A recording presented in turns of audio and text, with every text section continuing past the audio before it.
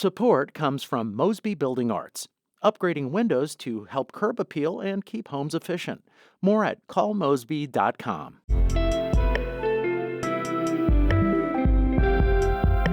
From the St. Louis Public Radio newsroom, this is The Gateway. It's Thursday, May 8th. I'm Jonathan Ahl.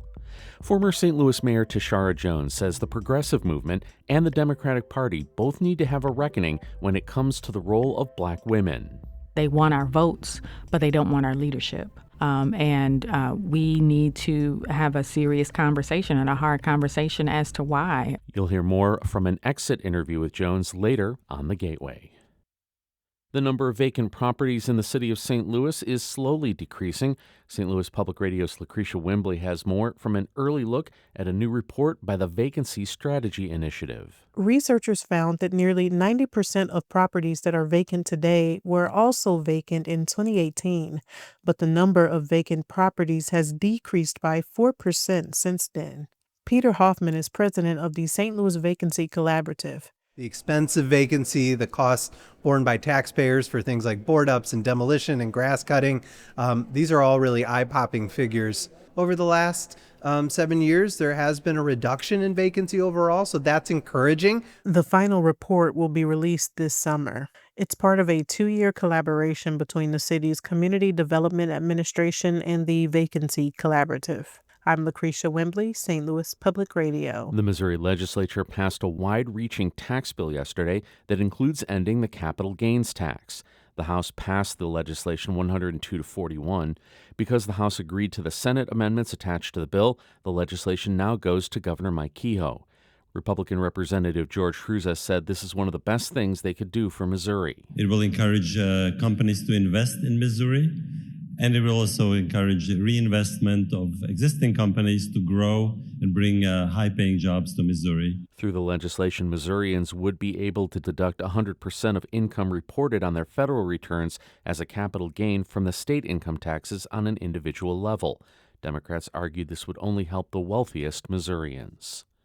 Ferguson officials say they may be 3 to 5 years away from being released from a federal reform agreement that followed Michael Brown's killing.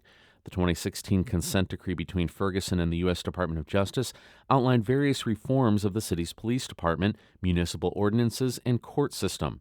Police Chief Troy Doyle says he's confident his department won't backslide after the decree is complete. I think the policies and procedures that we have put in place has set us on a path that there's no way that this city can go back. Ferguson officials say the decree is 45 to 60% complete, but they've been picking up the pace in the last year and have an exit strategy.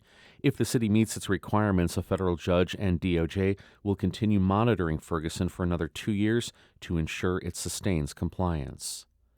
The head of the U.S. Department of Homeland Security made a stop in Illinois' capital yesterday.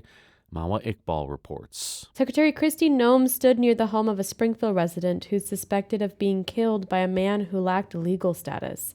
Flanked by Republican lawmakers, she blasted Governor J.B. Pritzker's sanctuary policies, namely the one that limits local police cooperation with federal immigration authorities on deportation cases. Governors like J.B. Pritzker don't care if gangbangers, if murderers, rapists, and pedophiles roam free in his state. If they are here illegally, he's going to protect them. Noem was met with dozens of protesters. In a statement, Pritzker called Noem's visit a publicity stunt that is not making communities safer. I'm Mawa Iqbal. The Muni has won a Tony. Producers of the annual Theater Awards announced yesterday that the theater in Forest Park will win the 2025 Regional Theater Tony Award. St. Louis Public Radio's Jeremy Goodwin reports. The award puts the Muni in a select club. The Tonys are primarily for this season's Broadway productions, but there is an annual distinction for one regional theater that's shown sustained onstage excellence and contributed to the national growth of theater. The Muni has performed in Forest Park since 1919, in a space that theater lovers donated to the city. Mike Isaacson is the Muni's artistic director and executive producer. This theater was created by this city, by this community. It's a civic idea. So we're celebrating that along with excellence. Leaders of the Muni will accept the honor at the Tony Awards ceremony in New York next month. I'm Jeremy Goodwin, St. Louis Public Radio.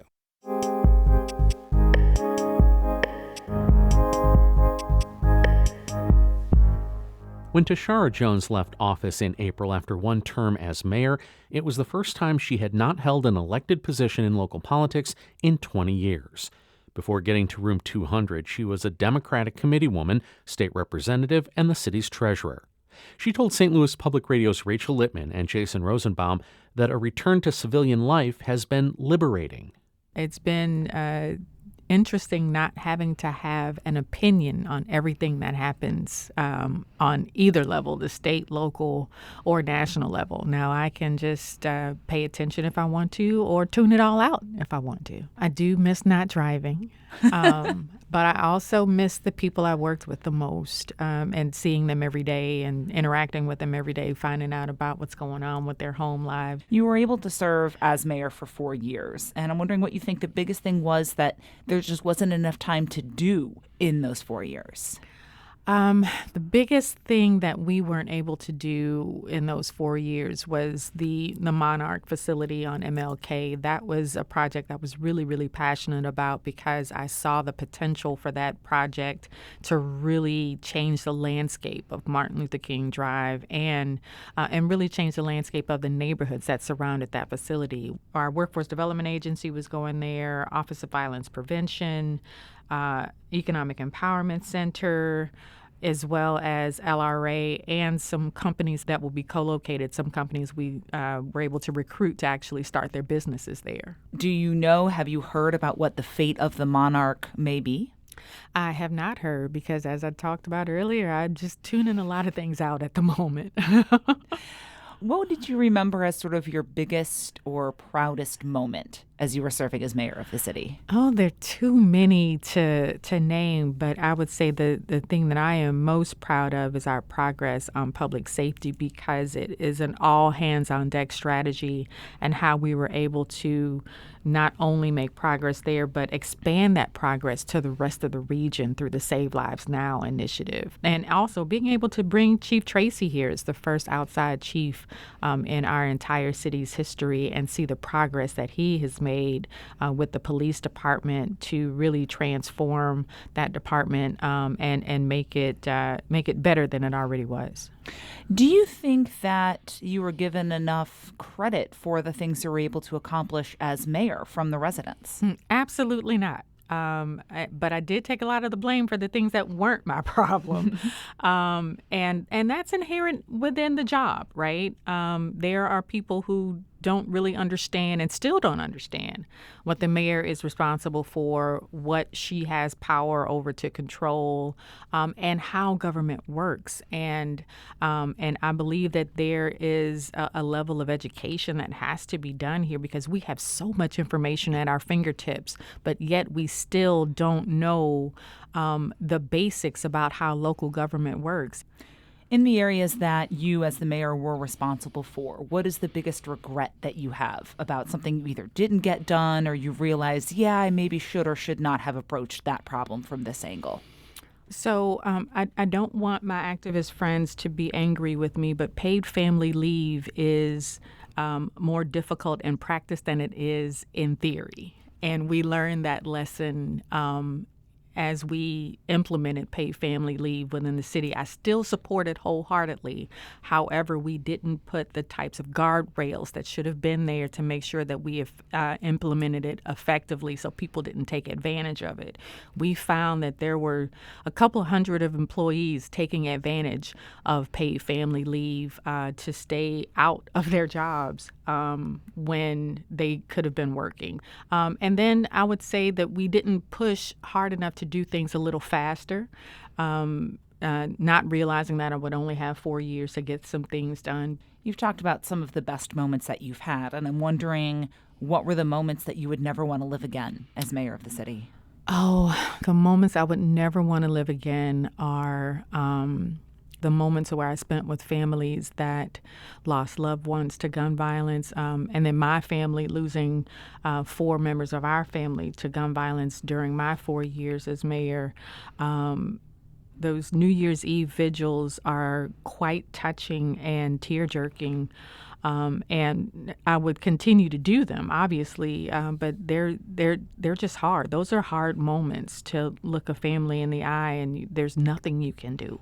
What do you think the results of both your race in 2025 and then the first congressional district race in 2024 say about the strength or the place of the progressive political movement in the St. Louis area? I would say that there is a reckoning that needs to happen, especially when it comes to the leadership of Black women in the Democratic Party and in the progressive movement. They want our votes, but they don't want our leadership. And we need to have a serious conversation and a hard conversation as to why. Several people pointed out to me that with your loss, the three people that were at the Arch in 2020, you, Cori Bush, and Kim Gardner, are no longer in office for different reasons. All those people have been replaced by people who are not Black women. Mm-hmm. And Darlene Green lost as well. Mm-hmm. Is there a broader message here specifically to St. Louis? I think St. Louis needs to have a conversation with itself of why it no longer trusts Black women to lead. And I can't answer that for them.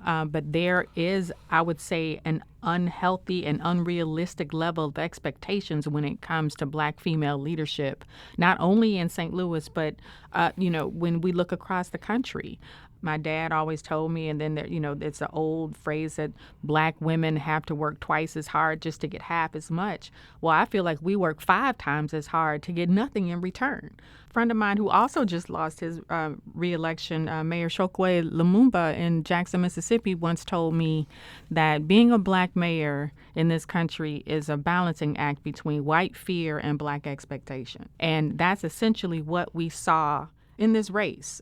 Even though I brought crime down to historic levels that we hadn't seen in decades, what was the sentiment? We don't feel safe, whatever that means. But the data clearly said that crime was at its lowest level in decades. And that's what the people wanted back in 2021. And then they moved the goalposts to potholes and trash and snow removal. With the white wards in particular that you lost support in, why do you think that you didn't do as well in those particular parts? Even when I had conversations or my team had conversations with the white voters in South St. Louis, they could not give us a reason why they didn't like me or were voting for Mayor Spencer. And if you can't give me a reason or for something that I have particularly done, then the only default is race. And then let's go to North St. Louis, Black expectations. We had African Americans whose neighborhoods had not been touched in decades and have been neglected for decades. And I announced, and I still believe this, that we have to rebuild North St. Louis in order for all of St. Louis to succeed. But there's no patience there. The expectations there are so high to deliver immediately to address the decades of neglect in 4 years, which is impossible.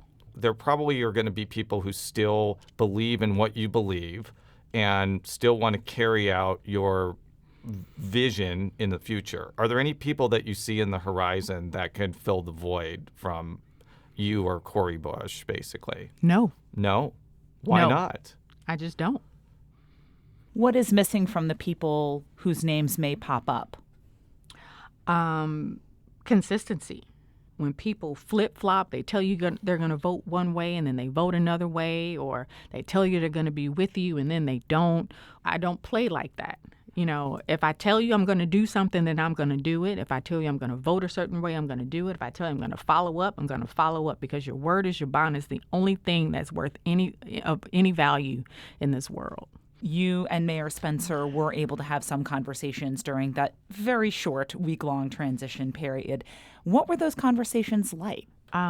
We, meaning myself and my team, we told her that our team members were going to provide memos of what they were working on, in transition, and the cabinet would do the same. I gave her a tour of the office, and the whole meeting lasted maybe 20, 25 minutes. Is there other additional advice as you watch the first couple of weeks of the administration that you want to offer up now? No.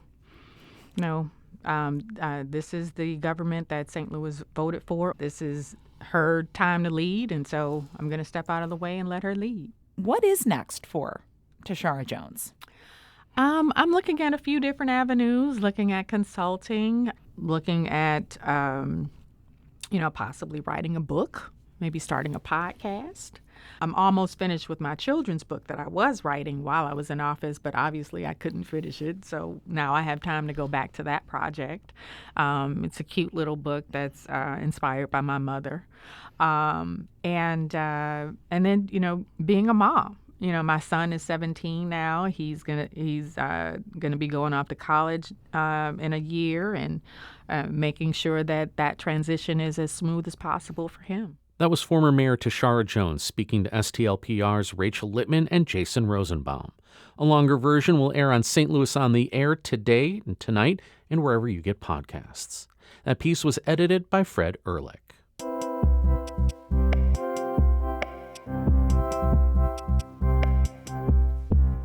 This is Abby Larico, host of The Gateway. And if you listen every morning, you already know that. Thank you for listening, by the way.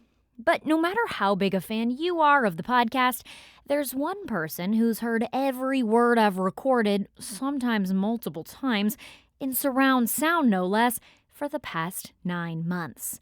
And now it's time for me to meet them. So I am officially out on maternity leave for the next few months, taking care of STLPR's newest little fan, probably getting even less sleep than usual, but hopefully able to soak it all in. You will be in good hands. Have a fantastic summer, and thank you so much for your continued support of St. Louis Public Radio. While Abby is away on The Gateway, you'll be hearing from me, Aula Kuziz, and other members of the St. Louis Public Radio newsroom, and we all wish Abby the best of luck. The Gateway is a production of St. Louis Public Radio, a member-supported service of the University of Missouri, St. Louis. Music by Ryan McNeely of Adult Fur. I'm Jonathan Ahl, and from the St. Louis Public Radio newsroom, this has been The Gateway.